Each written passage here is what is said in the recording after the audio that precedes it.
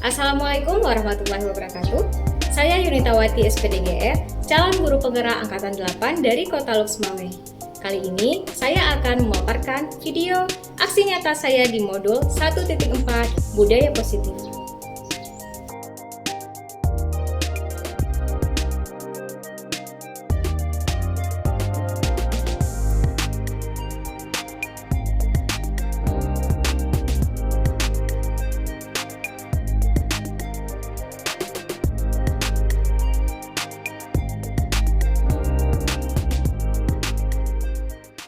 Assalamualaikum warahmatullahi wabarakatuh.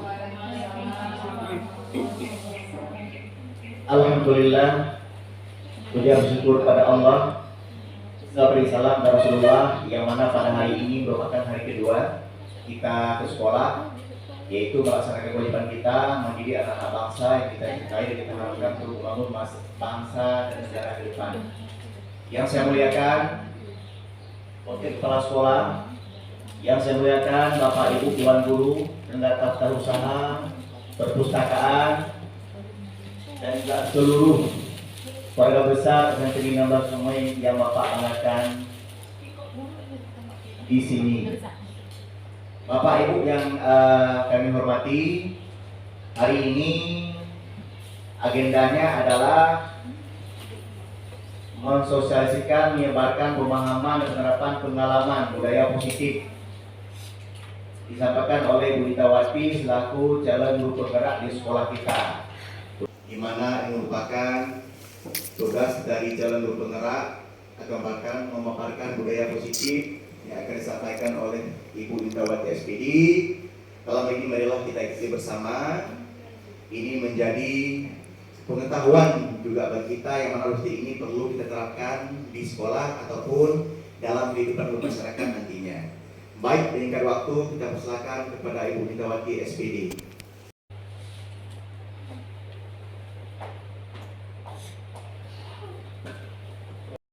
Assalamualaikum warahmatullahi wabarakatuh. Alhamdulillahirabbil alamin. Wassalatu wassalamu ala asyrafil anbiya'i wal mursalin wa ala alihi washabbihi ajmain. Amma ba'du. Puji syukur marilah sama-sama kita panjatkan kehadiran Allah Subhanahu wa taala yang telah memberikan kesehatan bagi kita sehingga kita bisa berkumpul di tempat yang berbahagia ini. Salawat beriring salam, mari kita sanjungkan ke pangkuan Nabi besar kita Muhammad sallallahu alaihi wasallam, yang karena beliau kita bisa merasakan kemajuan iptek yang sedemikian rupa. Yang terhormat Bapak Kepala Sekolah SMP Negeri 16 Luxmawe, Bapak Zarkashi SPD, dan yang saya hormati rekan-rekan Dewan Guru, staf TU, baik perpustakaan maupun TU di SMP Negeri 16 Luxmawe. Sebelumnya saya mengucapkan terima kasih Bapak Ibu sudah menyempatkan waktunya untuk mengikuti diseminasi saya yang merupakan tugas di modul 1.4 dalam pendidikan calon guru penggerak Angkatan 8 dari Kota Luxmawe. Hari ini saya akan menyebarkan pemahaman dan penerapan pengalaman budaya positif. Jadi semua ilmu yang saya dapat di dalam pendidikan CGP ini akan saya imbaskan kepada teman-teman, kepada Bapak Ibu sekalian. Next. Nah, ada beberapa konsep inti yang akan saya paparkan hari ini. Yang pertama, perubahan paradigma belajar. Yang kedua, disiplin positif, nilai-nilai kebajikan, kebutuhan dasar manusia, motivasi perilaku, posisi kontrol guru, keyakinan kelas, dan segitiga restitusi. Di mana kedelapan poin ini sangat pas saya rasa, karena apa? Kita di tahun awal ajaran baru. Ada beberapa konsep pemikiran kita sebagai guru yang awam harus kita rubah. Jadi apapun yang saya dapatkan di pendidikan guru penggerak ini akan saya sampaikan kepada rekan-rekan semuanya dengan harapan sama-sama kita berubah. Ya, jadi saya berdiri di sini bukan karena saya terlalu pintar, bukan, tetapi karena kita butuh belajar. Jadi sama-sama kita belajar. Next.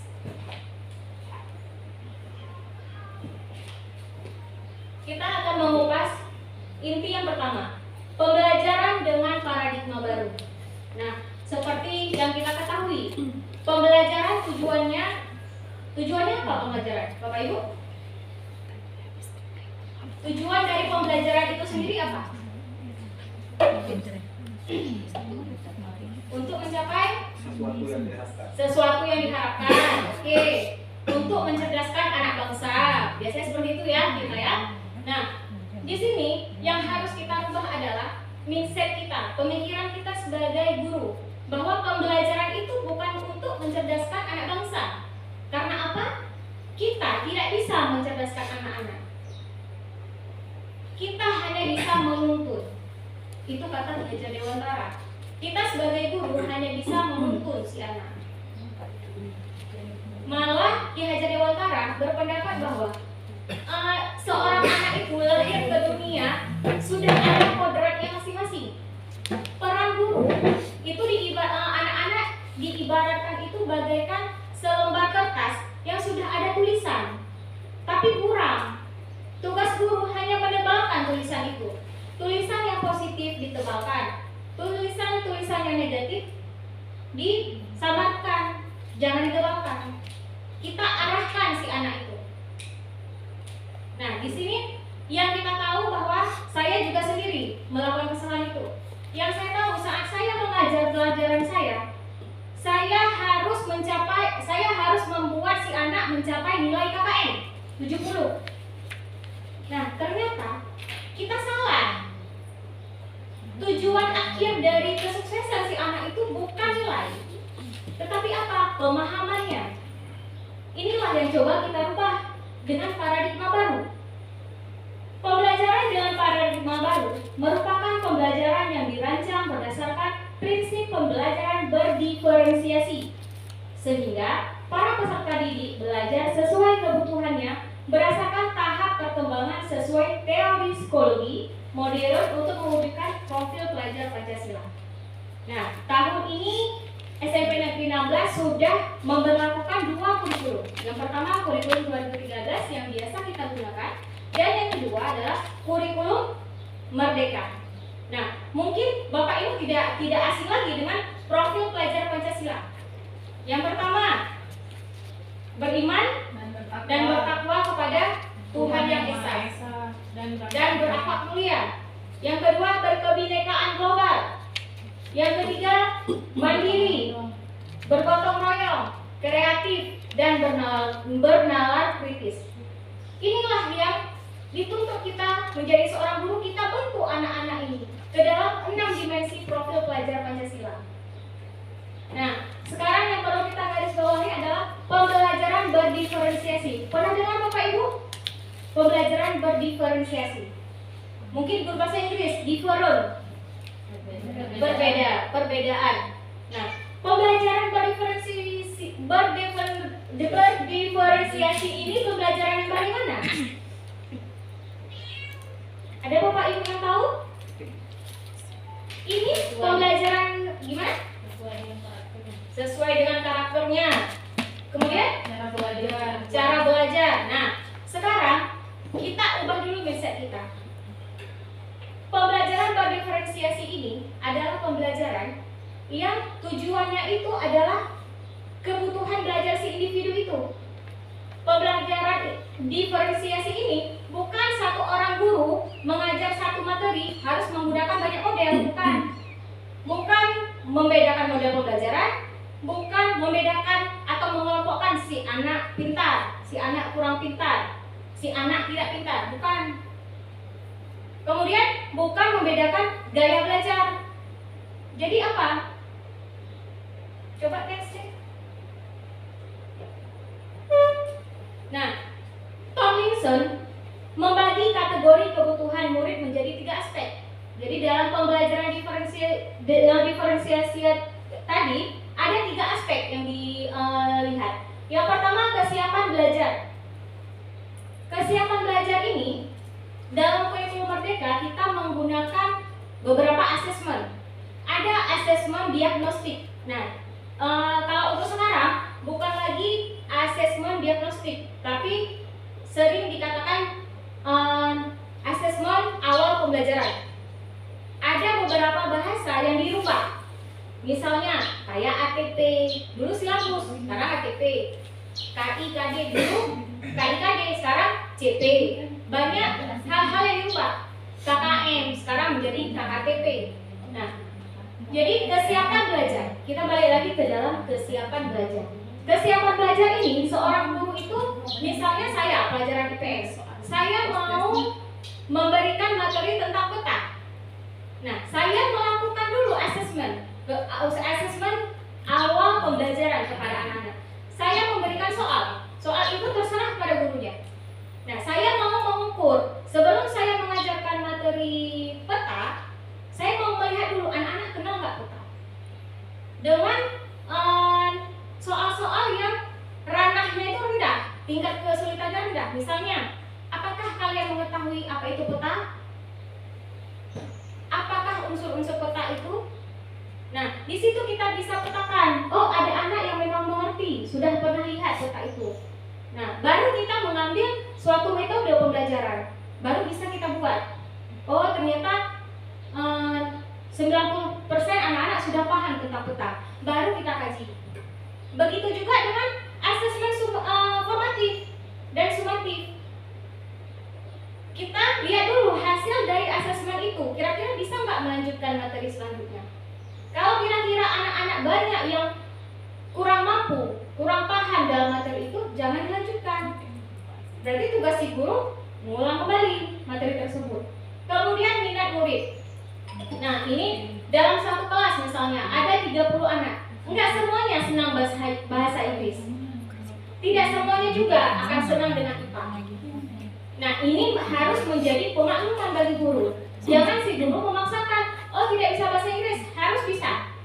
Di dalam kurikulum Merdeka ini tidak bisa kita menuntut anak, Bapak Ibu. Malah Ki Hajar Dewantara mengumpulkan bahwa kita harus menghamba pada anak. Dalam artian nggak bisa kita marah-marahin anak. Kita harus menuntut. Dan memang kesabaran kita diuji. Saya sendiri rasanya belum sanggup untuk menghamba pada anak 100% belum sanggup. Tapi secara proses kita akan belajar sedikit demi sedikit. Kemudian profil belajar murid. Ini kita harus lihat juga bahwa profil anak-anak didik antara anak anulim dengan anak yang tinggal di kota itu pasti berbeda. Nah, kita nggak bisa memaksakan kemampuan mereka. Kemampuan antara anak-anak itu pasti berbeda. Nah, inilah pembelajaran diferensiasi. Misalnya, ada guru di sini yang mengajar di tempat lain, mau menyamakan model belajarnya, gaya belajarnya dengan di sini dengan di tempat lain yang agak perkotaan. Tidak bisa, karena apa? Lingkungan berbeda, kebutuhan murid berbeda, dan otomatis karakteristik murid itu juga berbeda. Jadi seperti itu jika kita berbicara dengan pembelajaran berdiferensiasi. Next. Nah, di sini ada beberapa miskonsepsi atau kesalahpahaman yang selalu berada di otak kita. Yang pertama, ilusi guru mengontrol murid. Kemudian, ilusi bahwa kritik dan membuat rasa bersalah mampu menguatkan karakter. Kemudian, ilusi bahwa semua penguatan positif efektif dan bermanfaat. Kemudian, ilusi bahwa orang dewasa berhak memaksa. Nah, Bapak Ibu, di sini kita sering kan, nak buat PR. Kita berharap apa? Anak buat PR. Kita beranggapan kita bisa menguasai anak. Karena apa? Kita punya kekuasaan di sekolah. Kita orang yang lebih tua. Kita berhak memaksa anak-anak. Ternyata apa? Ilmuwan mengatakan itu adalah salah. Kita nggak bisa mengontrol anak-anak. Terus pasti ada pertanyaan. Terus cara kita buat disiplin anak-anak gimana? Ya kan? Kita nggak bisa memaksa anak. Harus datang jam 7.30. Gimana caranya nih? Kalau kita nggak boleh mengontrol anak-anak, kita nggak boleh memaksa anak-anak, terus caranya gimana? Nanti akan dibahas. Nanti. Nah, yang perlu saya tekankan lagi misalnya ini, ilusi bahwa kritik dan membuat rasa bersalah mampu menguatkan karakter. Bapak Ibu, jangan sesekali memarahi anak-anak di depan anak lain. Karena apa? Akan mencederai hati mereka. Di dalam grup penggerak, kami dianalisis apa kejadian negatif semasa sekolah yang paling teringat. Ternyata kejadian-kejadian negatif itu tersimpan di alam bawah sadar kita sampai sekarang. Saya pernah punya kejadian yang sampai sekarang masih saya ingat. Untung-untung saya jadikan hal negatif itu sebagai motivasi saya. Tetapi kan nggak semua seperti saya. Ada yang gara-gara kata-kata negatif itu malah mengindo, bukan jadi motivasi. Jadi pada saat kelas 3 SMA, saya mendapatkan undangan kuliah. Dulu masih undangan, bukan SPMB atau diisi seperti sekarang. Saya mendapatkan kuliah jalur undangan di universitas terbaik di Aceh, di Banda Aceh. Mungkin kawan-kawan sudah tahu. Jadi karena saya anak perempuan, saya nggak dikasih. Tapi akhirnya setelah saya lobby lah orang tua saya, akhirnya dikasih. Nah, jadi susunlah berkas. Ada seorang wakil kepala sekolah di SMA 2. Jadi bapak tuh bilang, pada saat saya mengumpulkan berkas tadi, Yunita, kamu tidak akan lolos. Nggak usah kamu capek-capek ngumpulin berkas, kamu tidak akan lolos jadi guru karena kamu pendek. Di situ saya hancur saya. Kenapa? Kalau saya bodoh saya bisa belajar. Masalahnya kalau saya pendek, saya mau apa? Allah udah takdirkan saya begini. Tapi saya di situ memang dong, saya nangis, saya bilang saya nggak ambil. Mungkin karena saya emosi, saya nggak ambil. Akhirnya saya mundur, saya nggak ambil. Tapi ada satu orang guru ekonomi akuntansi, itu bapak itu mendukung sekali kalau saya jadi guru. Karena apa? Saat pelajaran ekonomi dan akuntansi, bapak itu selalu duduk di mejanya, saya yang diajar, ya saya yang mengajar kawan-kawan. Itu namanya teknik tutor sebaya. Saya yang mengajar kawan-kawan, dan dari penjelasan dan pengakuan kawan-kawan, mereka lebih paham saya yang mengajar. Nah, jadi saya selalu mengajar saat pelajaran ekonomi dan akuntansi. Nah, jadi singkat cerita saya sudah tidak minat lagi dengan beasiswa itu. Tapi dalam hati saya bersumpah, suatu saat akan Bapak lihat si Yunita pendek ini akan sukses. Dan alhamdulillah Allah membawa saya pada posisi ini. Nah, itu menjadi motivasi. Hinaan itu menjadi motivasi bagi saya. Tetapi apakah semua orang akan menjadikan hinaan itu motivasi? Belum tentu. Ada anak-anak yang luka batinnya gara-gara hinaan guru. Nah, itulah pelajaran buat kita. Jangan sesekali menghina murid. Seorang guru, kan kadang-kadang ada kita terlepas kontrol. Bodoh kali kamu. Itu sampai tidur dia akan teringat. Kita sebisa mungkin kita memberikan kenangan yang indah bagi anak-anak, bagi siswa kita. Karena apa? Saat mereka sukses, kita akan diingat. Next.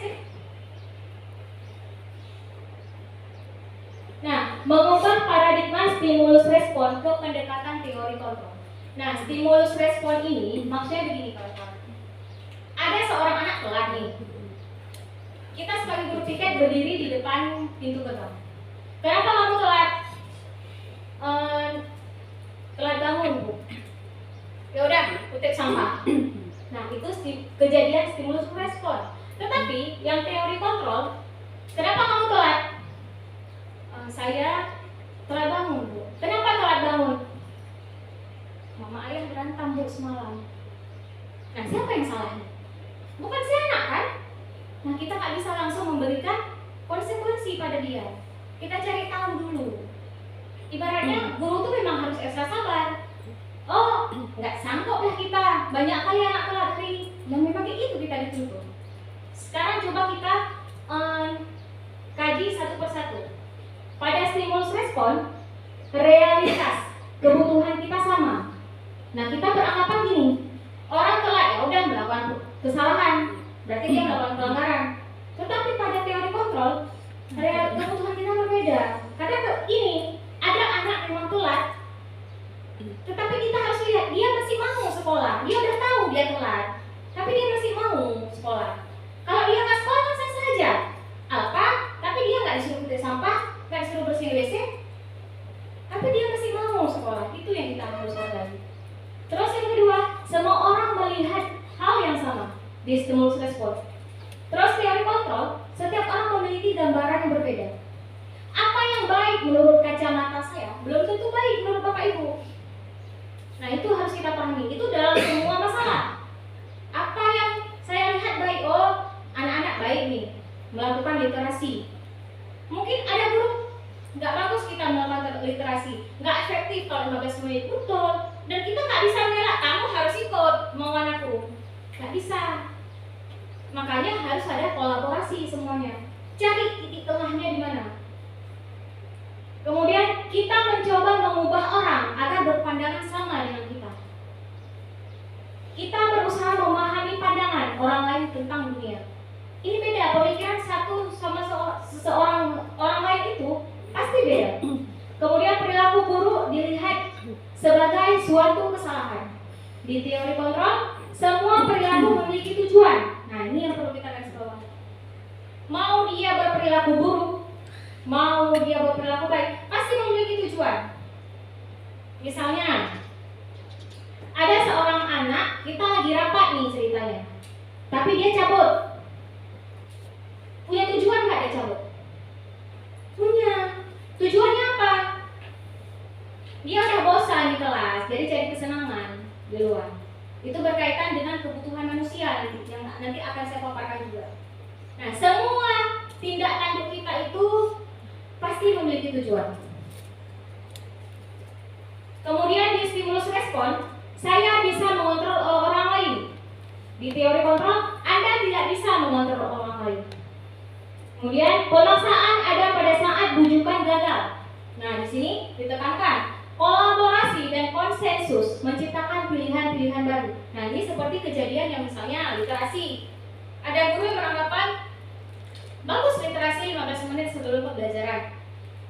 Nah, ada guru yang berpendapat, oh tidak bagus. Karena apa? Nggak efektif cuma 15 menit. Apa dibaca habis, lihat kiri kanan habis. Nah, disinilah butuh kolaborasi. Cari satu titik temu. Oke, next. Videonya. Oke, kemudian disiplin positif. Nah, Bapak Ibu semuanya pasti sudah paham tentang disiplin positif. Disiplin berasal dari kata disiplina, yang artinya belajar. Disiplin mengacu pada disiplin diri, yang memiliki tanggung jawab terhadap apa yang dilakukannya, berdasarkan nilai-nilai yang dia yakini. Disiplin positif merupakan salah satu cara penerapan disiplin yang bertujuan untuk menumbuhkan kesadaran serta memberdayakan peserta didik tanpa imbalan penghargaan, reward, ancaman, atau hukuman. Nah, ini juga harus kita pahami. Di saat pembagian rapor, ada kawan-kawan kita, Bapak Ibu guru yang wali kelas, bertanya sama saya, Bu, nggak ada piala? Nah, ternyata pembiasaan pemberian penghargaan baik berupa piala, hadiah lainnya itu tidak boleh ternyata. Saya juga baru tahu. Tidak baik. Nanti akan dibahas nanti. Hukuman, restitusi, penghargaan nanti akan dibahas semuanya. Kenapa tidak boleh? Nah, sebagai pendidik, tujuan kita adalah menciptakan peserta didik yang memiliki disiplin diri sehingga mereka berperilaku mengacu kepada nilai-nilai kebajikan universal dan memiliki motivasi intrinsik dalam perubahan perilaku ke arah yang lebih baik. Next. Nah, ini dia nilai-nilai kebajikan. Ada beberapa organisasi yang telah menerapkan nilai-nilai kebajikan. Nilai yang disepakati bersama, lepas dari suku bangsa, agama, bahasa maupun latar belakangnya. Ini adalah contoh nilai kebajikan institusi atau organisasi. Misalnya seperti profil pelajar Pancasila, beriman dan bertakwa pada Tuhan Yang Maha Esa dan berakhlak mulia, berkebinekaan global, gotong royong, mandiri, kreatif, dan bernalar kritis. Terus ada AIBO Primary Years Program (PYP), toleransi, rasa hormat, integritas, mandiri, menghargai, antusias, empati, keingintahuan, kreativitas kerja sama, percaya diri, dan komitmen. Kemudian keterampilan hidup atau life skill, dapat dipercaya, lurus hati, pendengar yang aktif, tidak merendahkan orang lain, dan memberikan yang terbaik dari diri. Next. Nah, ini kita akan berbicara tentang kebutuhan dasar manusia, baik itu kebutuhan si murid dan kebutuhan kita. Kebutuhan dasar manusia adalah segala sesuatu yang kita lakukan untuk mendapatkan apa yang kita inginkan. Seluruh tindakan yang kita lakukan memiliki tujuan tertentu, dan semua usaha terbaik yang kita lakukan adalah dalam rangka agar kebutuhan dasar kita terpenuhi. Next. Ada beberapa. Nah, ini adalah 5 kebutuhan dasar manusia. Yang pertama, bertahan hidup. Kemudian kasih sayang dan rasa terima. Kemudian penguasaan, kebebasan, dan kesenangan. Nah, seorang anak murid kita melakukan sesuatu tindakan, baik itu buruk, baik itu perbuatan yang baik, adalah untuk mencapai kebutuhannya. Misalnya, mereka dekat dengan Bu Hasanah. Bu Hasanah oke, caper. Dia caper. Di dalam kelas dia asik ngomong. Dia berharap apa? Bu Hasanah menegur dia. Kenapa nak kamu seperti itu? Nah, itu berarti itu kebutuhan kasih sayang. Pasti kan Bapak Ibu guru sering menemukan anak-anak yang suka ngomong di kelas, anak-anak yang buat masalah, biang kerok kan kita bilang. Pasti sering Bapak Ibu temukan. Nah, coba telusuri dulu kebutuhan apa yang dia harapkan dari kita, dan bagaimana cara kita memenuhinya. Misalnya ada yang nakal, mungkin dia butuh nih kita panggil mereka. Panggil dia, kenapa, tanya, kenapa, apa alasan kamu berbuat seperti itu. Kita selesaikan masalah. Cara penyelesaian masalah guru pun ada tahapannya. Nah, nanti akan kita kaji juga. Misalnya seperti bertahan hidup, makanan, pakaian, tempat tinggal, keamanan, kesehatan.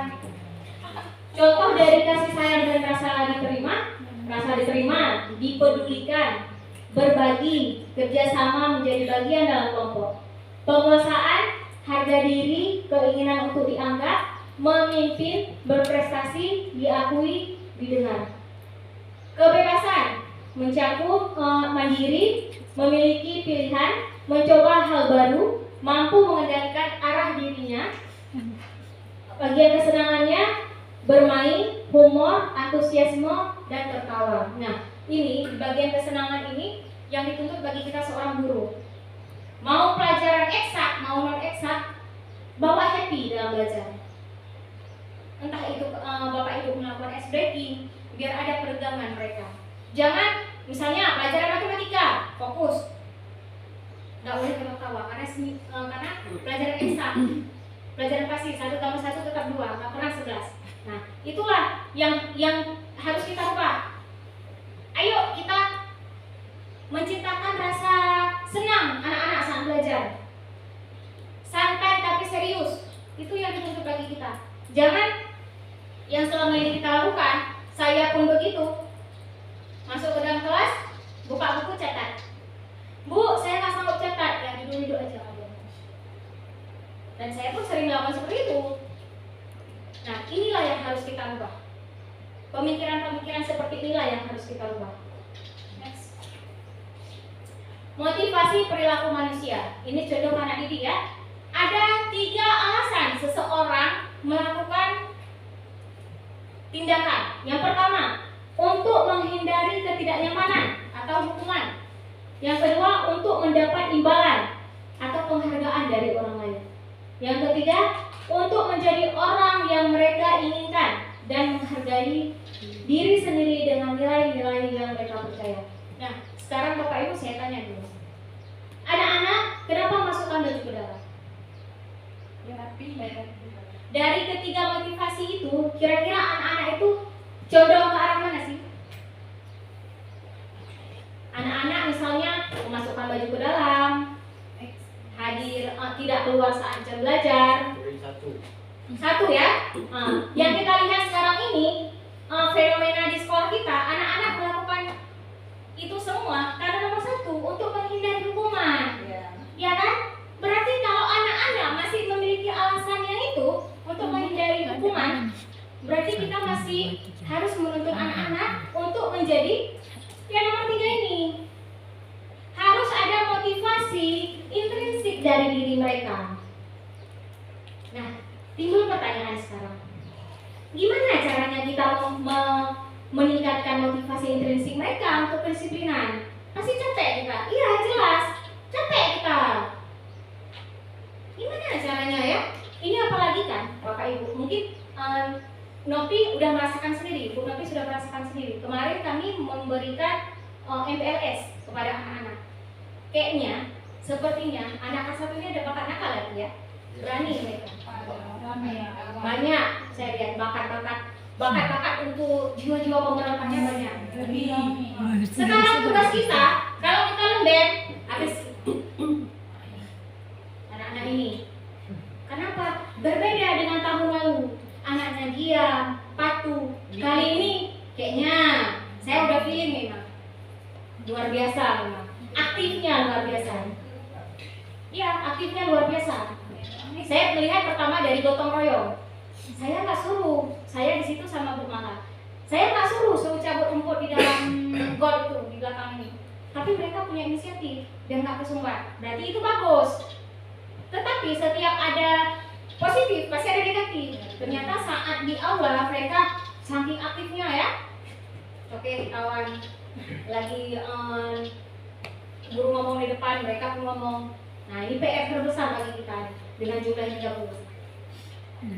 Kemudian cara kita untuk menjadi orang yang mereka inginkan dan menghargai diri sendiri dengan nilai yang mereka percaya, itu kalau kata instruktur saya kemarin, kita hanya bisa menuntun dan tindak lanjutnya apa lagi? Berdoa sama Allah. Kita nggak bisa membuat anak cerdas. Yang memiliki kekuasaan itu hanya Allah. Kita berdoa sama Allah supaya anak kita lembut hatinya. Cuma itu yang bisa kita lakukan selain menuntun di sekolah. Next. Nah, ini saya akan bedakan. Dari motivasi tersebut, perilaku tersebut melahirkan 3. Ada hukuman, konsekuensi, dan restitusi. Nah, ini saya guru, saya selama ini selalu menggunakan hukuman. Ada nggak ibu-ibu? Misalnya, pelajaran matematika, Bu Reni, tidak buat PR, keluar. Ada kan? Masih ada. Keluar, kerjakan di teras. Saya pernah kerjakan di teras. Atau berdiri di depan. Nah, itu hukuman. Saya pernah melakukan. Pernah saya melakukan. Nah, ternyata hukuman ini tidak boleh ternyata, kawan-kawan. Tidak boleh kita lakukan hukuman ini. Haram kalau kata instruktur saya. Sebagai seorang guru kita haram melakukan hukuman. Karena apa? Hukuman itu tidak terencana atau tiba-tiba. Murid tidak tahu apa yang akan terjadi atau tidak dilibatkan. Kemudian bersifat satu arah. Bersifat satu arah ini maksudnya begini. Hukuman itu berasal dari si guru. Dari si guru kan? Kan nggak ada. Kamu mau hukuman apa? Pasti nggak ada yang mau siswa-siswa kita. Nah, sekarang kita guru. Oh, nggak buat PR ya? Bersih-bersih. Oh, nggak buat PR ya? Kemari ke depan. Nah, pemikiran kita. Jadi kemarin itu saat saya elaborasi bersama CGP lainnya 3 kabupaten, yang dari Bener Meriah, yang dari Aceh Utara, di Teluk Semame, 3 daerah. Ini diperdebatkan. Kan ada hukuman yang mendidik. Kan ada hukuman yang mendidik. Tidak ada yang namanya hukuman untuk mendidik. Itu dalam konteks pendidikan. Tidak ada namanya hukuman untuk mendidik. Nah, sekarang kita bedakan konsekuensi. Nah, pasti dalam di sekolah anak-anak kan buat buat kesalahan. Nah, terus kita biarkan? Tidak. Tapi apa? Kita buat, kita kasih konsekuensinya. Nah, apa bedanya dengan hukuman? Nah, kita lihat. Konsekuensi itu terencana atau disepakati sesuai peraturan. Yang kedua, murid tetap dibuat tidak nyaman. Kemudian, sikap guru selalu memonitor murid. Ini maksudnya. Itulah gunanya kita buat kesepakatan atau keyakinan kelas yang nanti akan dibahas di mana alur pembuatannya. Nah, ini adalah PR terbesar untuk para wali kelas. Ini kan kita semester baru. Nah, alangkah lebih baiknya dewan wali kelas dan guru-guru yang mengajar juga buat suatu kesepakatan sebelum memulai pelajaran. Nah, ibu nggak mau kalian asik keluar masuk saat pelajaran ibu. Nah, sekarang kalian mau buat seperti apa peraturan? Bukan peraturan ya, kalian mau buat seperti apa kesepakatan kalian? Nah, misalnya kita buat seperti tadi sudah saya contohkan, tulis di sticky note lembaran. Kita suruh orang ini mau ngapain? Kira-kira yang sanggup dipertanggungjawabkan. Misalnya tidak memasukkan baju ke dalam celana bagi laki-laki. Nanti kita suruh tempel di depan, kan? Udah nih, dan nempel semuanya. Baru nanti kita klasifikasi, ambil satu kesimpulan. Itu dari mereka. Dan baru kita tanya, nah, kalau keyakinan kelas ini kalian langgar, apa konsekuensinya? Misalnya, bawa tanah untuk pot bunga, untuk kita tanami bunga. Nah, itu boleh. Karena apa? Udah ada kesepakatan. Nah, kalau saya melakukan pelanggaran, saya akan melakukan ini. Udah ada kesepakatan dari mereka. Jadi bukan berpihak sama kita, bukan suka-suka kita yang mengatur. Nah, seperti itu. Kemudian restitusi. Apa perbedaan hukuman, konsekuensi, dan restitusi? Restitusi proses menciptakan kondisi bagi murid untuk memperbaiki kesalahan. Kemudian proses kolaboratif yang mengajarkan murid untuk mencari solusi sendiri. Nah, dari ketiga ini yang harus ada dalam diri seorang guru adalah restitusi. Bukan hukuman, dan alangkah baiknya jangan konsekuensi tapi restitusi. Misalnya seorang murid, kita lagi rapat, kita akan memberikan tugas. Dia keluar jalan-jalan ganggu kawan, terus ada laporan sama Bu Pike bahwa si Arif asik ganggu anak kelas lain. Nah, gimana penyelesaian masalah dari restitusi? Kita panggil si Arif ini. Kamu melakukan kesalahan ya, Nak? Iya, Bu. Kamu udah buat kesepakatan kan sama Ibu? Udah buat keyakinan kelas kan? Udah, Bu. Nah, kira-kira kamu sudah melanggar. Apa yang akan kamu lakukan? Kita tanya sama mereka mau melakukan apa? Tapi yang selama ini saya lakukan dan mungkin Bapak Ibu lakukan, enggak seperti itu. Mereka melakukan kesalahan, panggil, ngadu wali kelas. Enggak sanggup wali kelas, ngadu guru BK. Enggak sanggup guru BK, ngadu ke wakil. Enggak sanggup wakil, ngadu ke Bapak, ke Kepsek. Biasa seperti itu kan?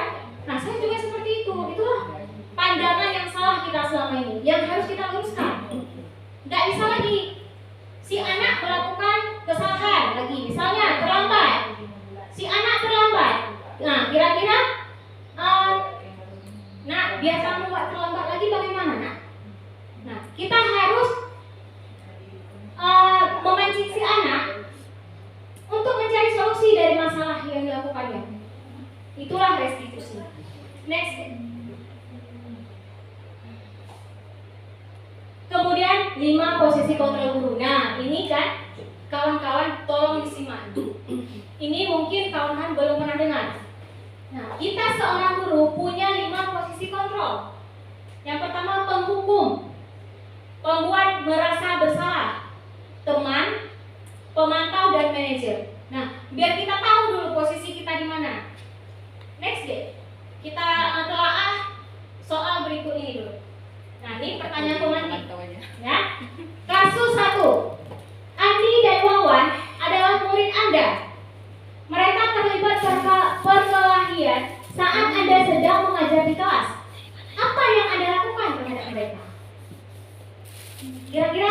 Ibu? Jujur aja nih, maksudnya pemikiran kita. Yang pertama panggil. Ya. Apa penyebab mereka berkelahi? Apa penyebab mereka berkelahi? Terus? Kalau misalnya penyebabnya sepele, yang duluan, maksudnya siapa yang duluan? Siapa yang suka mancing? Jadi kita kalau misalnya udah saling maaf-maafan, besok jangan diulangi lagi. Kalau misalnya diulangi, berarti kita buat kayak hukuman tadi. Kita kan hukuman. Kalau misalnya diulangi lagi, besok siapa aja yang ulangi, berarti kita buat hukuman. Kalau Konsekuensi ya? Konsekuensi. Ya, kita kan dulu hukuman. Kalau sekarang ada konsekuensi, ada aturan apa kayak pindah kelas. Ya. Nah, bagus penjelasan masalahnya hampir bagus ini. Nah, kemudian kasus yang kedua, Rizka terlambat ke sekolah. Apa yang akan Anda lakukan sebagai guru piket? Ini sering nih kita. Betul sampah kan? Betul sampah biasanya. Sering yang kita lakukan. Piket, betul sampah, bersih-bersih, biasanya gitu kan? Nah, sekarang balik lagi tadi deh ke 5 kebutuhan dasar tadi. Nggak boleh. Tadi. Lanjut. Nah, kira-kira Bapak Ibu berada di posisi mana? Aja Bapak Ibu ya. Kita selama ini selalu berada di posisi penghukum, termasuk saya. Itulah kalau nggak dihukum kayaknya murid. Nah, itulah jadi PR besar kita. Bagaimana cara kita meningkatkan itu. Iya, itulah PR. Memang guru ini diberikan tanggung jawab yang sangat besar. Kira-kira nggak sanggup jadi guru mundur daripada apa? Hancur anak orang. Berat kali ya jadi guru.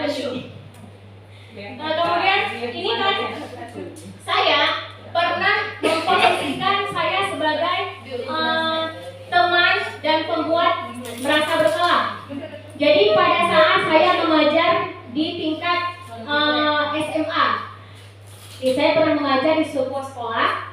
Jadi si anak ini memang terkenal anak yang kalau bahasa kita ulok. Jadi pelajaran matematika. Entah apa dibuat dalam kelas. Akhirnya si ibu marah. Keluar kalian, selamanya kalian kalau belum minta maaf sama saya, kalian tidak akan boleh mengikuti pelajaran saya. Nah, si guru kan lapor nih ke siswaan. Ternyata kedengar sama saya. Saya itu namanya anak SMA. Dengan saya kecil kan kayak kawan. Terus kebetulan saya punya adik juga yang SMA, jadi kawan. Saya memposisikan diri saya itu sebagai teman dan pembawa merasa bersalah. Saya bilang, saya panggil mereka berdua, si biang orang ini. Nah, kalau kamu sayang sama ibu, minta maaflah sama ibu itu. Apapun alasan kalian, itu guru kalian, mama kalian. Nangis saya, nangis saya bu. Saya bilang seperti itu. Tapi apa yang dilakukan? Ya cuma. Tapi dikatakan begini. Nyoba kan? Cuma gara-gara ibu aja saya mau minta maaf. Cuy, Nggak ikhlas. dibuat gitu lagi. Cuy, nggak ikhlas. Tapi nggak apa-apa lah. Yang penting masalahnya selesai.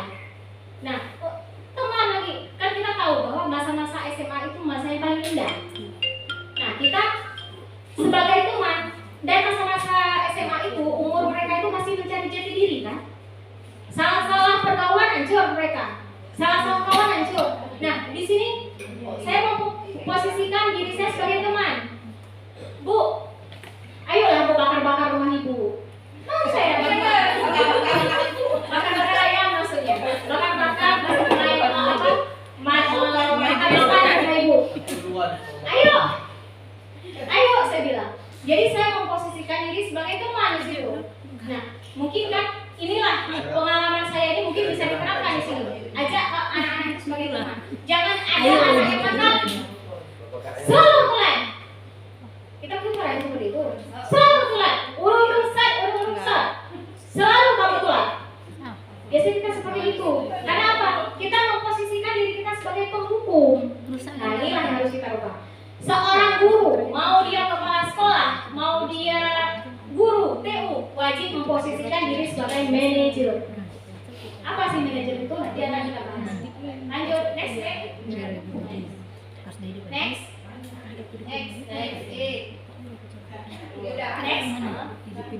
Nah, ini adalah ada satu kasus, tetapi kawan-kawan, Bapak Ibu, lihat bagaimana penanganan kasus tersebut dari 5 posisi.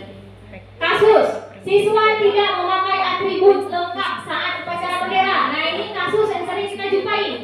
Nah, Pak Igun, sering kita jumpai kasus ini kan? Sering kita jumpai. Nah, sekarang kita lihat penyelesaiannya berdasarkan posisi. Kemudian kita ambil kesimpulan. Oh, diri saya ternyata saya sering memposisikan diri saya sebagai ini. Nah, penghukum hormat pada bendera selama 1 jam. Saya pernah melakukan ini, Pak Igun. Nah, kemudian berapa ini gurunya ya yang ngomong ya. Berapa kali ibu bilang harus memberitahu, berapa kali ibu harus memberitahu kamu. Kamu selalu saja mengecewakan ibu, membuat merasa bersalah. Kita buat anak-anak itu merasa bersalah. Ibu sebenarnya sayang kali sama kalian. Ibu sayang kali sama kamu. Kenapa kamu kayak gini, gak disiplinkan, dihukum kamu kayak gini. Jadi si anak itu kan kita buat rasa dia bersalah dengan harapan dia nggak mengulanginya lagi. Nah, lanjut, Dek, penyelesaian kedua. Tadi perempuan merasa bersalah. Kemudian teman, si guru mengatakan, ayo dong, ikuti aturan sekolah. Tolong bantu ibu ya. Sekali ini ya sudah, tidak apa-apa. Lain kali jangan sampai berbuat seperti ini lagi ya. Nah, kayak kawan kita sama si anak yang melakukan kesalahan. Kemudian pemantau, kamu sudah melanggar peraturan sekolah. Kamu tahu konsekuensinya. Setelah upacara, kamu beli atributnya ke koperasi dan jangan diulangi lagi. Ini saya yang sering. Kemudian lanjut. Nah, ini yang harusnya kita berada. Posisi manajer, seorang guru seharusnya bisa memposisikan dirinya sebagai manajer. Apakah kamu tahu kesalahanmu? Kita tanya dulu sama mereka. Kira-kira bagaimana kamu memperbaiki kesalahanmu? Kita tanya solusi atas masalah yang mereka buat. Kita bimbing si anak. Ya, Pak Igun, bisa nggak seperti ini? Berat ya? Jadi kita harus belajar dulu poin-poin ini. Iya, kita harus memang belajar ini. Makanya momen ini pas sekali. Karena apa? Ini tahun ajaran baru. Kita pas sekali terus merubah semua kebiasaan salah kita sebagai guru. Nah, ini tapi capek nih kita loh. Kita bakalan capek kalau kita menerapkan ini. Tapi efeknya apa? Anak-anak akan berubah. Yakinlah, seorang ilmuwan itu mengeluarkan statement, mengeluarkan kata-kata nggak sembarangan loh. Pasti sudah ada tahap-tahap. Entah itu lakukan penyelidikan, penelitian, sehingga timbullah suatu, oh anak itu kata pengajar Dewantara, anak itu ibarat kertas buram, lahirnya seperti kertas buram. Guru hanya menebalkan.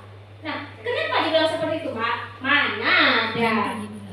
Kalau nggak ada guru semua bodoh. Kan kita berpikir seperti itu dulu. Ternyata salah. Next step. Kemudian kita ke tahap keyakinan kelas. Nah, sekarang jadi pertanyaan, mengapa keyakinan kelas? Mengapa bukan peraturan kelas? Next, akan kita bahas. Nah, pembentukan keyakinan kelas. Peraturan itu bersifat memaksa. Itu yang perlu kita garis bawahi. Misalnya, peraturan SMP Negeri 16 wajib datang 7.30. Itu memaksa. Kenapa? Kalau nggak diikuti pasti akan kita hukum. Nah, ini ternyata salah. Kita buat keyakinan kelas. Keyakinan kelas itu bersifat abstrak. Jadi mereka bisa saja, nggak ada konteks yang harus begini, harus begini. Terserah mereka. Mereka sanggup apa? Bu, misalnya baju nggak usah ke dalam. Nah, baru kita nanti gali pengetahuan mereka untuk apa baju ke dalam, kita kasih pemahaman. Misalnya, Bu, boleh nggak kami nanti kan ada yang kebelet Bu mau ke WC. Nah, itu boleh nggak kami pergi? Nah, bikin kesepakatan dulu. Berapa orang? Apakah gantian? Nah, itu akan dibahas semuanya di keyakinan kelas. Sedikit saja agar mudah diingat. Nah, itu untuk keyakinan kelas. Sesuai dengan kondisi kelas dan sekolah sehingga mudah diterapkan. Semua warga kelas dilibatkan saat membuat keyakinan kelas. Nah, ini semua anak-anak. Misalnya si ibu, oh yang perempuan aja ya, kita bikin kesepakatan, itu tidak boleh. Harus melibatkan semua si anak sehingga memunculkan poin-poin yang bisa disanggupi oleh si anak.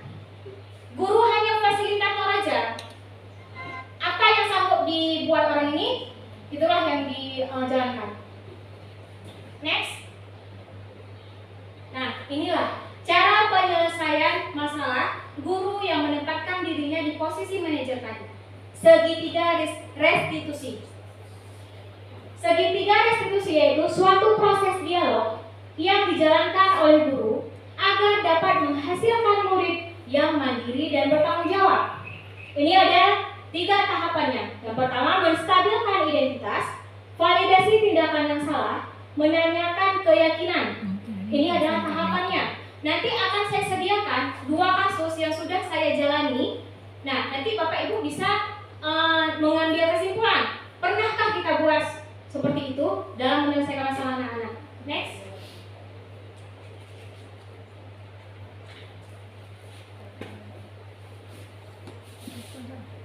Nah, kita akan kupas satu-satu dulu. Menstabilkan identitas. Berdasarkan prinsip membuat kesalahan adalah bagian dari proses pembelajaran. Nah, ini kata-kata yang harus kita keluarkan saat menyelesaikan masalah di tahap menstabilkan identitas. Yang pertama, kita sebagai guru, misalnya kita bilang sama si Arif, berbuat salah itu wajar. Kemudian, tidak ada manusia yang sempurna. Kita bilang untuk meyakinkan dia bahwa kita dulu juga pernah melakukan kesalahan. Ya udah, nggak apa-apa, kamu buat salah, tapi jangan ulang lagi kayak gitu. Nah, ini adalah kata-kata seperti itu. Ibu tidak mau mencari siapa yang salah, tapi ibu ingin mencari solusi dari permasalahan ini. Nah, ini kata-kata yang untuk bisa kita gunakan untuk menstabilkan identitas. Next. Kemudian di tahap validasi tindakan yang salah. Berdasarkan prinsip setiap pelaku berupaya memenuhi suatu kebutuhan tadi. Ada 5 kebutuhan tadi. Si murid melakukan suatu tindakan itu pasti untuk memenuhi kebutuhannya. Dia ganggu kawan aja, dia melakukan itu kenapa? Karena butuh kesenangan, suka gangguin orang. Kalau udah gangguin orang tuh rasanya puas sekali. Nah, itu kebutuhan. Mau dia berbuat jahat, berbuat baik, itu digunakan untuk memenuhi kebutuhan dia. Nah, validasi tindakan yang salah. Ini kata-katanya. Balik tadi? Ya. Kamu pasti punya alasan mengapa melakukan hal itu. Nah, ini kata-kata yang saya keluarkan. Kemudian, padahal kamu bisa melakukan yang lebih buruk dari ini ya, tapi kamu tidak lakukan. Baik kali kamu. Padahal kamu bisa aja membok dia, tapi kamu cuma nampar aja. Masih kita bela juga. Ibaratnya kita menggunakan kata-kata ini lah. Nah, kamu melakukannya karena mempertahankan sesuatu yang penting bagimu. Lanjut. Kemudian menanyakan keyakinan. Berdasarkan prinsip teori kontrol bahwa pada dasarnya kita termotivasi secara intrinsik. Kata-kata yang bisa kita gunakan itu, apa keyakinan kelas kita? Nah, kita udah buat keyakinan kelas nih. Kita balik bertanya, apa keyakinan kelas yang udah kalian buat? Kemudian nilai-nilai apa yang telah disepakati bersama? Selanjutnya, seperti apa gambaran sebuah kelas yang ideal menurut kamu? Terus, kamu ingin menjadi orang yang seperti apa? Next. Nah, ini ada kasus. Sebentar ya, saya minta loudspeaker-nya nih, pasang. Kalau nggak dengan percakapan ini. Ulang balik aja. Ini, satu lagi. Ulang ya. Belum masuk. Besarin.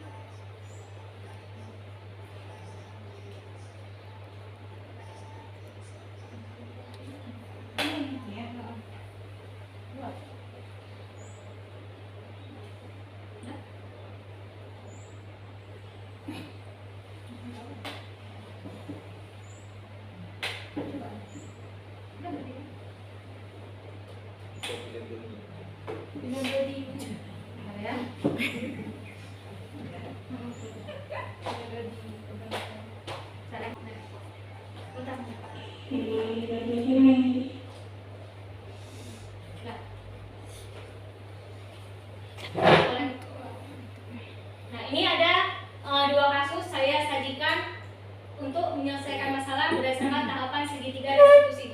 Melanggar peraturan. Kembali Ulang aja. Skenario kasus 1. Membolos saat guru mengikuti rapat. Waalaikumsalam. Tapi susah ya. Udah melakukan masalah kita masih bermasalah bisa. Baik. Saya tahu kenapa ibu panggil kembali. Kenapa? Melanggar peraturan. Kemana Sinta? Sinta kan sudah tahu, ibu ikut rapat bersama dewan guru lainnya. Ibu sudah memberikan tugas. Kenapa Sinta tidak mengerjakan tugas? Susah. Nah, sekarang ibu tidak menyalahkan Sinta karena setiap orang punya kesalahan. Mungkin pun saat di masa-masa dulu ibu sekolah ibu juga melakukan hal yang sama. Ya? Sekarang kita tanya sama Sinta, kenapa Sinta cabut? Membolos saat jam pelajaran ibu. Tidak bisa pelajaran ibu, tidak bisa memberikan tugas yang diberikan. Kita tidak bisa, makanya kita belajar, nak. Coba lihat ilmuwan itu. Ilmuwan sudah pintar, ya kan? Tapi mereka terus belajar, mengetahui potensi yang ada dalam diri.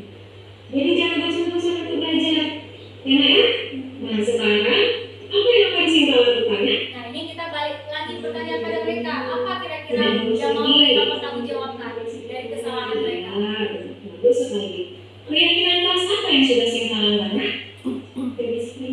Kedisiplinan. Dulu Sinta sudah berjanji kan saat membuat keyakinan kelas akan disiplin mengikuti peraturan sekolah. Nah, sekarang ke depannya apa yang akan Sinta lakukan?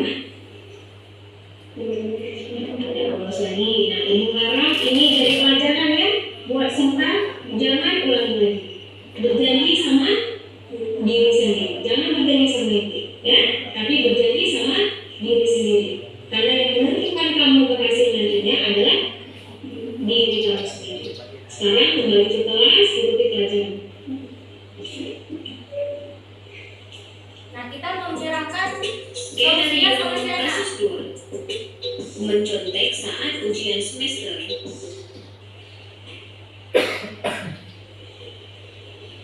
Apa kabarnya Nila? Baik Bu. Baik. Nila tahu kenapa ibu panggil kemari?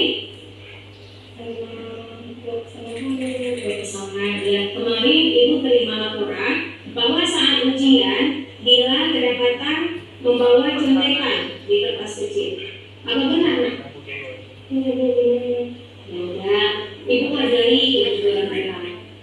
Karena apa? Setiap orang pasti pernah melakukan kesalahan. Kenapa Nila buat contekan? Karena ibu tahu Nila kenapa. Susah, susah kali. Pelajarannya susah. Nila mau belajar? Ada. Kedepannya apa yang akan Nila lakukan?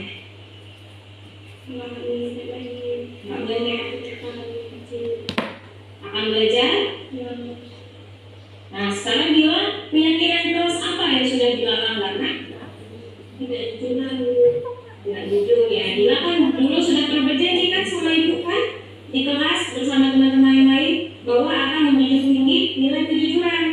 Ya, sekarang jangan suka berbohong. Itu dia sudah membohongi diri Nila sendiri. Ya, nah ibu harap kedepannya Nila tidak mengulangi lagi. Ya, berjanji sama diri sendiri. Ya, sudah sekarang ikuti pelajaran yang lain ya. Jadikan ini pengalaman. Nah Bapak Ibu dari dua kasus tersebut kira-kira saat kejadian yang hampir mirip terjadi pernahkah kita berbuat seperti itu? Jarang ya, saya aja jarang. Jadi yang biasa kita buat apa?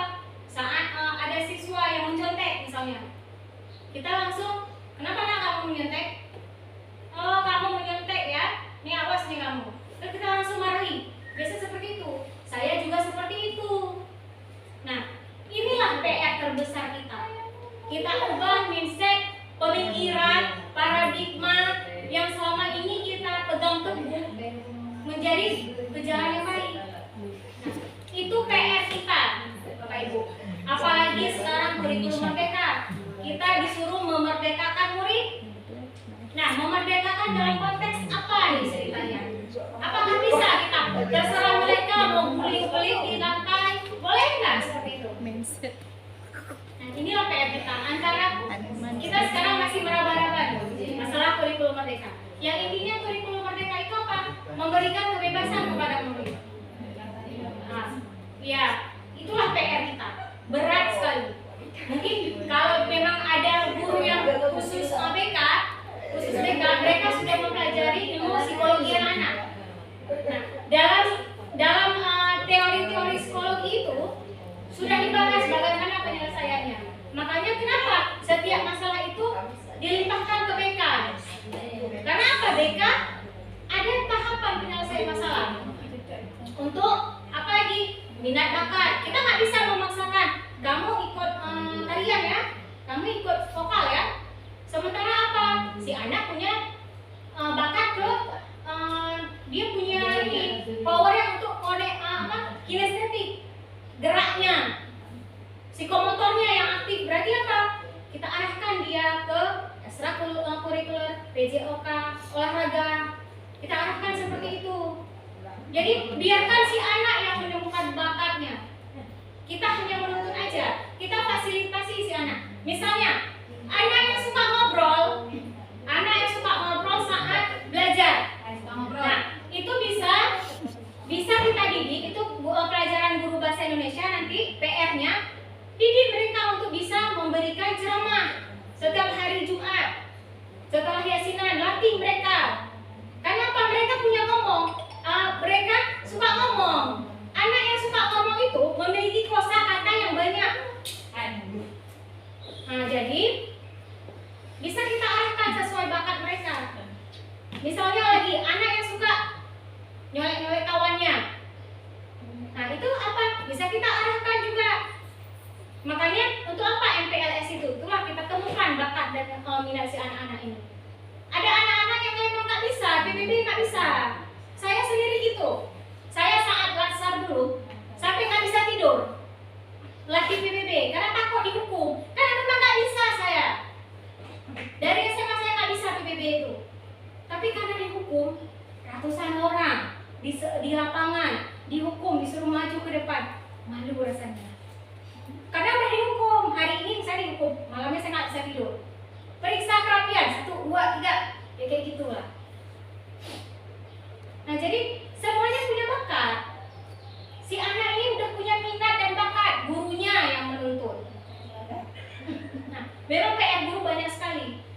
Dan di dalam kita merubah pemikiran kita, yang tadi yang sudah saya paparkan, banyak sekali PR yang harus kita rubah. Dan apakah merubah itu besok langsung kita rubah? Nggak bisa. Merubah suatu kebiasaan itu sangat sulit. Luar biasa sulitnya. Kadang-kadang apa? Diri kita sendiri nggak terima. Misalnya, penyelesaian masalah dari segi 3 restitusi tadi. Kita juga manusia, guru juga manusia. Kita punya batas kesabaran. Kadang-kadang kita nggak sabar. Selalu kamu yang telat, selalu kamu yang telat. Kadang-kadang terucap kata itu. Nah, memang kita sebagai seorang guru, kita harus banyak belajar mengontrol diri.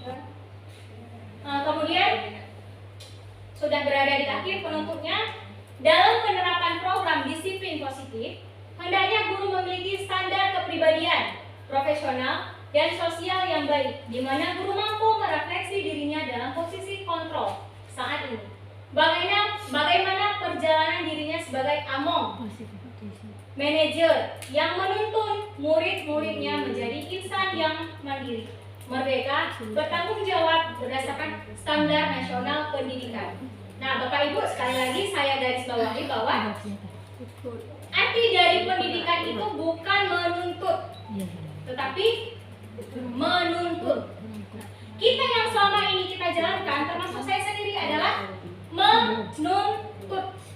Saya menuntut. Anak-anak harus bisa pelajaran saya. Yang matematika, anak-anak harus bisa pelajaran matematika. Anak-anak harus bisa.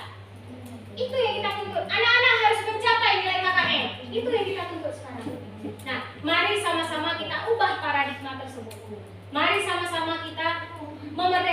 anak. Jangan terlalu kita tekan anak. Karena apa? Kita harus menjaga mental mereka.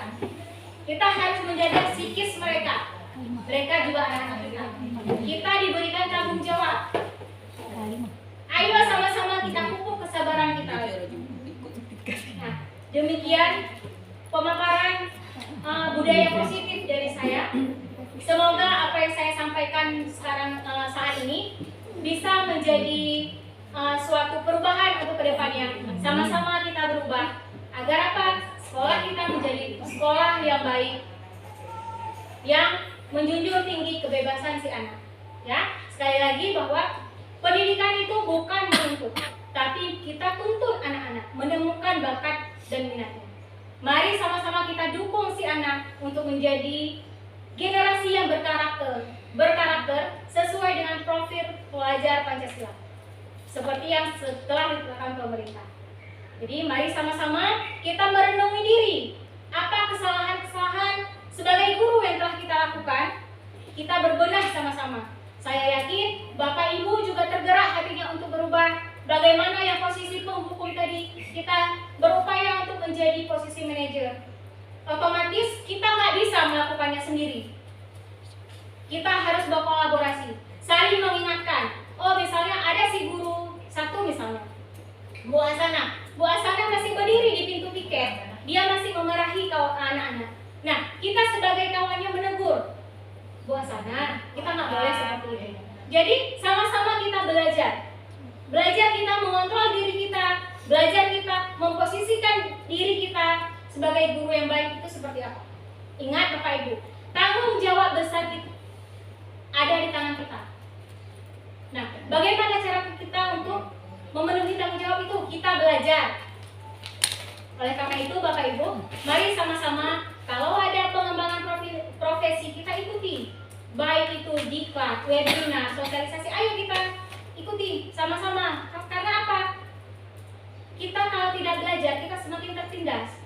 Dan jangan sampai nanti, oke lah kita ditempatkan di sekolah seperti ini. Jika nanti kita dipindahkan ke sekolah yang bagus, yang perkotaan, bersiaplah kita akan digurui oleh guru kita kalau kita tidak mau belajar. Nah, demikian pemaparan budaya positif saya hari ini. Terima kasih kepada Bapak Ibu yang telah menyempatkan dirinya untuk mengikuti acara saya ini. Lebih dan kurang saya mohon maaf. Wassalamualaikum warahmatullahi wabarakatuh. Waalaikumsalam warahmatullahi wabarakatuh.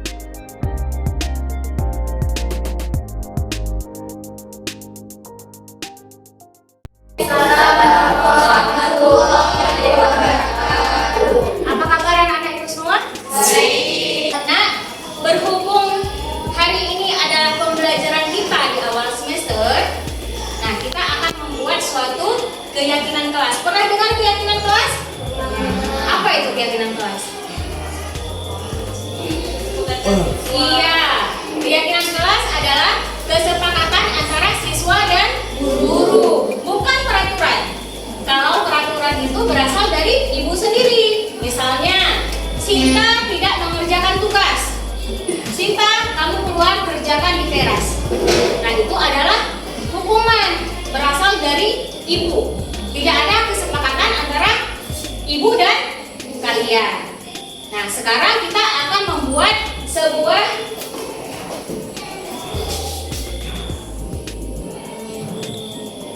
keyakinan kelas.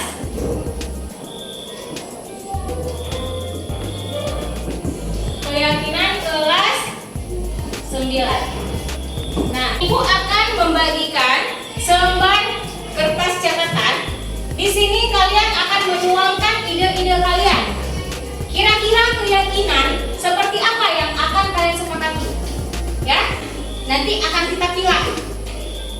Paham? Jadi ibu bagikan ini satu seorang. Ya, tulis di lembaran yang tidak ada lemnya. Abang bagikan ke belakang.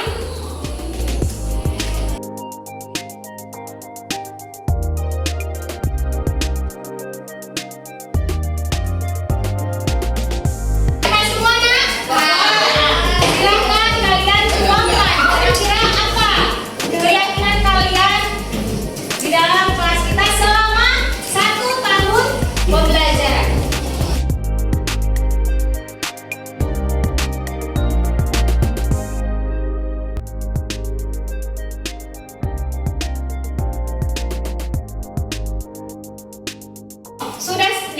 semua keyakinan kelasnya? Ya. Nah, sekarang kita akan bacakan satu persatu keyakinan yang sudah kalian buat. Ibu mau dari Sabrina dulu, tempelkan ke depan.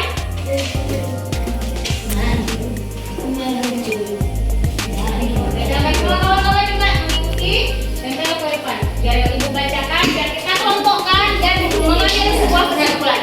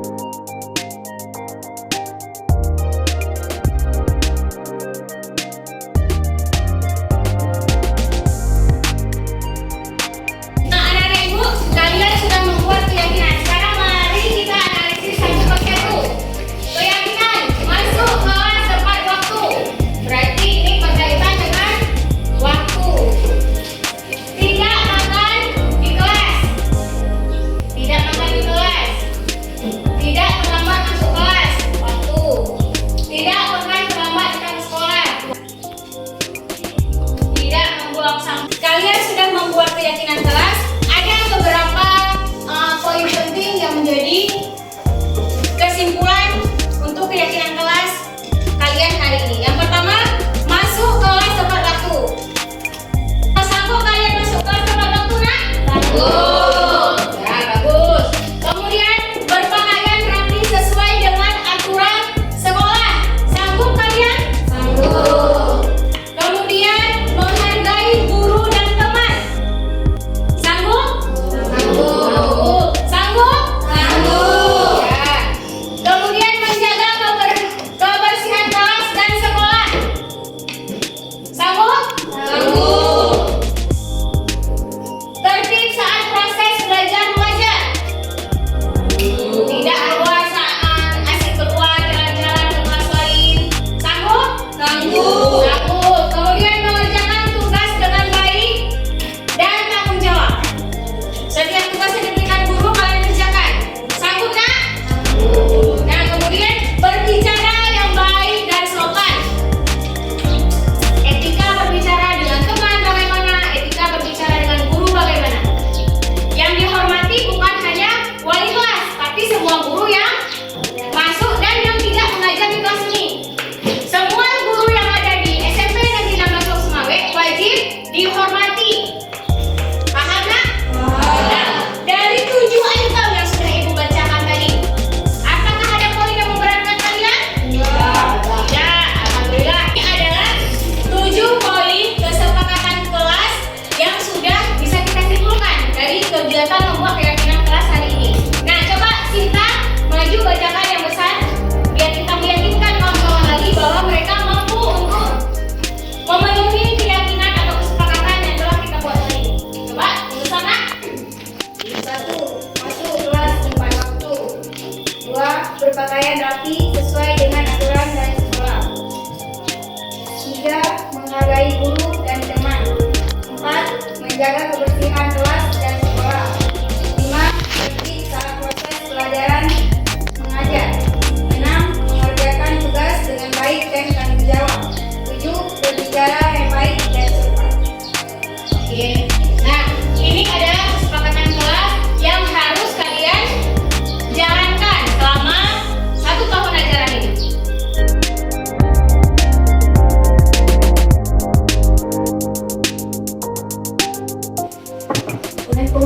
Waalaikumsalam.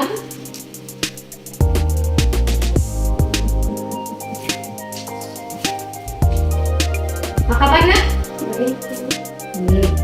Sinta tahu kenapa ibu panggil kemari? Kenapa? Melanggar peraturan. Kemana Sinta? Sinta kan sudah tahu, ibu ikut rapat bersama dewan guru lainnya. Ibu sudah memberikan tugas. Kenapa Sinta tidak mengerjakan tugas? Karena susah. Nah, sekarang ibu tidak menyalahkan Sinta, Karena setiap orang punya kesalahan. Mungkin pun saat di masa-masa dulu ibu sekolah, ibu juga melakukan hal yang sama. Ya. Sekarang ibu tanya sama Sinta, kenapa Sinta cabut? Membolos saat jam pelajaran ibu. Tidak bisa pelajaran ibu, tidak bisa mengerjakan tugas yang diberikan. Kita tidak bisa, makanya kita belajar. Nah, coba lihat ilmuwan. Ilmuwan sudah pintar, ya kan? Tapi mereka terus belajar, menggali potensi yang ada dalam dirinya. Jadi jangan bosan-bosan untuk belajar, ya nak ya? Nah sekarang, apa yang akan Sinta lakukan, nak? Tidak bolos lagi. Iya, bagus sekali. Keyakinan kelas apa yang sudah Sinta langgar, nak? Kedisiplinan. Dulu Sinta sudah berjanji kan saat membuat keyakinan kelas akan disiplin, mengikuti peraturan di sekolah. Nah, sekarang ke depannya apa yang akan Sinta lakukan, nak? Tidak bolos lagi. Nah, ibu harap ini jadi pelajaran ya buat Sinta. Jangan ulangi lagi. Berjanji sama diri sendiri. Jangan berjanji sama ibu, ya. Tapi berjanji sama diri sendiri. Karena yang menentukan kamu berhasil nantinya adalah diri kamu sendiri. Sekarang kembali ke kelas, ikuti pelajaran.